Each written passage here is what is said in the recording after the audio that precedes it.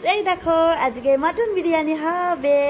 তো মটন বিরিয়ানি করব তার জন্য ধুয়ে নেওয়া হলো এইবার দেখো কি কি হয় এই দেখো একটু ফুড কালার দিয়ে নিলাম বুঝেছো এই দেখো একটুখানি ফুড কালার দিয়ে নিয়েছি দিলে একটুখানি ভালো করে একটু মাখিয়ে টাকিয়ে নিলাম বুঝেছো এবার দই দেব একটু এই দেখো এই মটনটাতে একটু ফুড কালার দিলাম আর এই যে দইটা দিয়েছি এই দেখো দিয়ে এই দেখো একটুখানি ভালো করে মাখিয়ে তারপরে রেখে দেবো কিছুক্ষণ বুঝেছো 1 ঘন্টা মতন এই দইটা দিয়ে ভালো করে মাখিয়ে এটা রেখে দেবো বুঝেছো এই দেখো তাহলে একটু ভালো করে মিশে যাবে যে একটু লবণ দিচ্ছি তারপরে একটু বিরিয়ানি মশলাটাও দিয়ে দেবো হ্যাঁ এই দেখো একটুখানি বিরিয়ানি মশলাটাও দিয়ে দিচ্ছি ঠিক আছে এই দেখো যে বিরিয়ানি মশলাটা এই যে বিরিয়ানি মশলা দিয়ে দিলাম এই যে ভালো করে মাখাবো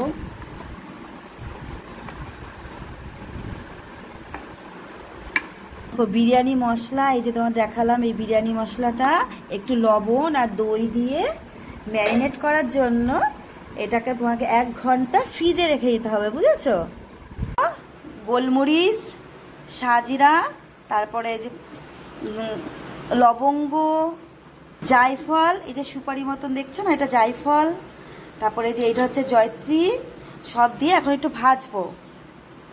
দেখো এটাকে ভাজছি ভেজে এটাকে পেস্ট করব বুঝেছো দেখো আলু আর ডিমটাকে সেদ্ধ করে নিয়েছি সেদ্ধর সময় একটু কালার আর একটু লবণ দিয়ে নিয়েছি বুঝেছো তাহলে আলুটা দেখতে একটু সুন্দর সুন্দর লাগবে এবার হচ্ছে পেঁয়াজটা কেটে রেখেছি দেখো ঝিরিঝিরি করে কাটা হয়েছে এবার এটা পেঁয়াজটাকে একটু ভাজবো বুঝেছো ভালো করে ছাকা তেলে সুন্দর করে ভাজবো এই দেখো তেল পেঁয়াজটা নিয়ে আমার দিলাম এই তেলটার মধ্যে ছাকা তেলে সুন্দর করে কড়া করে ভাজবো দেখো পুরো ভাজা হয়ে গেছে এবার তুলে নিচ্ছি দেখো আলুটা দিয়ে নিয়েছি আলুটা দিয়ে নিয়ে এবার একটু ভালো করে একটু ভেজে নেবো বুঝেছো দেখো আর যখন সেদ্ধ করলাম তখন একটু কালার দিয়ে দিয়েছিলাম দেখতে সুন্দর লাগে বলে তো এটা ভালো করে একটু ভেজে টেজে নেবো এই দেখো আলুটা ভাজা হয়ে গেছে তো এপার ওপার করে দিলাম ফিশ ভাজার মতন বুঝেছো বেশি নাড়াচাড়া করবে না তাহলে হচ্ছে পুরো ভেঙে যাবে ঠিক আছে এই দেখো চালটা ভিজিয়ে রেখেছি এই দেখো বাসমতি চাল ভিজিয়ে রেখেছি কমপক্ষে 1 ঘন্টা তো ভিজাতেই হবে ঠিক আছে তো আমার প্রায় ভেজানো কমপ্লিট হয়ে গেল তো এই দেখো জলটা বসিয়ে দিয়েছি বড় হাঁড়ি নিয়েছি কিন্তু 750 মতো চাল আছে আমি আবার দুবার না খেলে তো আমার শান্তি হয় না তো জলটা বসিয়ে নিয়েছি জলটা এত বড় হাঁড়ি কিন্তু উপর দিতে পারি না আমার হাজবেন্ড আছে অসুবিধা নেই তো যাই হোক এই দেখো জলটা ফুটে গেলে তারপরে চালটা দিয়ে নেব ঠিক আছে জলটা ভালো করে ফুটে গেলে আমি চালটা দিয়ে নেব তার মধ্যে একটু লবণ দিয়ে নেব এলাচ আর জায়ফল এটা দিয়ে নেব জলের মধ্যে ঠিক আছে ফুটে গেছে তো দুটো লবঙ্গ এলাচ আর জায়ফলটা দিয়ে নিয়েছি এবার চালটা ছেড়ে দেবো ফুটে গেছে তো এই দেখো চালটা দিয়ে নিয়েছি এবার চালটা ভাতটা হোক একটু এই দেখো এবার এদিকে জিরে শুকনো লঙ্কা তেজপাতা দিয়ে দিচ্ছি এই দেখো এটা একটু ভাজা ভাজা হয়ে গেলে পেঁয়াজটা দেবো বুঝেছো তো পেঁয়াজটুকু কেটে রাখা হয়েছিল আবার এবার এটা পেঁয়াজটা দিয়ে দেবো এটাকে ভাজবো একটু এই দেখো এখানে হচ্ছে আদা রসুন তারপরে জিরে বাটা আর লঙ্কা আর একটু হলুদ নিয়ে নিয়েছি একবারে এবার এটার মধ্যে দেবো বুঝেছো পেঁয়াজটা ভাজা ভাজা হয়ে গেছে তো এর মধ্যে দিয়ে দেবো এই দেখো এর মধ্যে দিয়ে নিলাম বুঝছো এবার এটাকে কষাবো এবার মটনটা দিয়ে নেব এই দেখো এবারে যে ম্যারিনেট হয়ে গেছে তো এবারে মাংসটা দিয়ে নেব ম্যারিনেট হয়ে গেছে ম্যারিনেট হওয়ার পরে এই যে এবার এটা দিয়ে নিলাম এবার কষাবো বুঝেছো এই দেখো এটাকে ভালো করে আর কি মশলাটা মাখিয়ে নিচ্ছি এই মাটনটাকে একটু কষিয়ে নিচ্ছি তো একটু জল জল রয়েছে এখনো মানে তো এই অবস্থাতেই আর একটু কষিয়ে তোমার হচ্ছে প্রেশার কুকারে দিয়ে নেবো বুঝেছো নাহলে তো ভেতরে একটু শক্ত শক্ত থাকবে একটুখানি প্রেশার কুকারে না দিলে হবে না ভাতটাও এদিকে হয়ে গেল ভাতটা উপর দিতে হবে এবার দেখো কুকারে দিয়ে নিলাম তো কুকারে দিয়ে 2টো সিটি লাগিয়ে নেবো কারণ সেদ্ধ নালে হবে না তো একটু আজিনা দিয়ে নিলাম ভাতটা বেড়েছি বেড়ে আজিনা দিয়ে নিলাম একটু দেখো এটাকে আজিনা বলে দেখেছো দেখো কুকারটা খুলে দিলাম সেদ্ধ হয়েই গেছে একটু গরম মশলা দিয়ে দিলাম জলটা একটু শুকিয়ে নিচ্ছি আলুটা রেখেছিলাম ওই আলুটা ভেজে রেখেছিলাম সেদ্ধ করে এটা দিয়ে নিলাম দেখো একটু রিফাইন তেল দিয়ে নিলাম এই হাঁড়িটার মধ্যে গ্যাসটা জ্বালানো আছে কিন্তু এবার একটু ঘি দিয়ে নিচ্ছি দেখো ঘি দিয়ে নিলাম,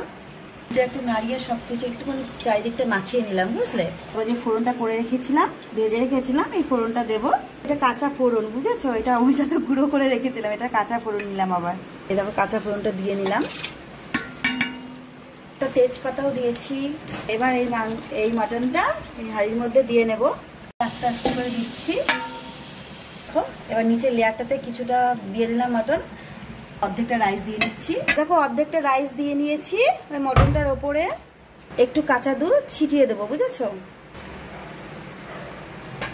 মশলাটা গুঁড়ো করে রেখেছিলাম তখন ভেজে, সেই মশলাটাকে দিয়ে নিচ্ছি। যে এই মশলাটা, বিরিয়ানির মশলাটাও একটু দিয়ে নিলাম, যা পেঁয়াজটাও ছিটিয়ে দিচ্ছি, একটুখানি গোলাপ জলও দিয়ে নিচ্ছি, একটু কেওড়া জল এটাও দিয়ে নিচ্ছি একটু। দেখো একটু ফুড কালারটা দিয়ে নিচ্ছি, দেখো একটুখানি ফুড কালার দিয়ে নিয়েছি। দেখো জল দিয়ে একটু গুলিয়ে নিয়েছি। একটু সেন্ট দিয়ে নেবো, এর মধ্যে 2 ফোঁটা এবার একটু সেন্ট দিয়ে নিলাম, কিছুটা, 2 ফোঁটা নয় কিছুটা। আবার এর মধ্যে মাটন দিয়ে নেব, এই দেখো আবার দিয়ে নিচ্ছি। দেখো আবার মাটন দিয়ে নিলাম, আলু টালু সব দিয়ে নিলাম,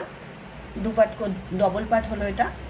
রাইসটা দিয়ে নিলাম, এবার মশলাটা যেটা ভেজে রেখেছিলাম সেই মশলাটা দিলাম, ফোড়ন মশলাটা কেবল দিলাম, বুঝেছো? আর পেঁয়াজটাও ছড়িয়ে দিলাম। ডবল ডবল করে হচ্ছে তো ডবল পার্ট, এর জন্য প্রথমে যেরকম ঘি টি সব দিয়ে নিয়েছিলাম এবারও তাই করলাম। আমার বিরিয়ানিটা তো প্রায় রেডি হয়ে গেল। তো এবার একটুখানি হচ্ছে কম আগুনে আধ ঘন্টা মতন, একদম অল্প অল্প করে দেবো, আধ ঘন্টা মতন থাকবে। তো আমার যে 80% করা ছিল, তো আধ ঘন্টা পরে 100% হয়ে যাবে। তো বিরিয়ানিটা কেমন খেতে হলো তো আমাদেরকে অবশ্যই জানাবে, কেমন রান্না হয়েছে, বাড়িতে করে খেও তোমরা। ওকে, টাটা, বাই।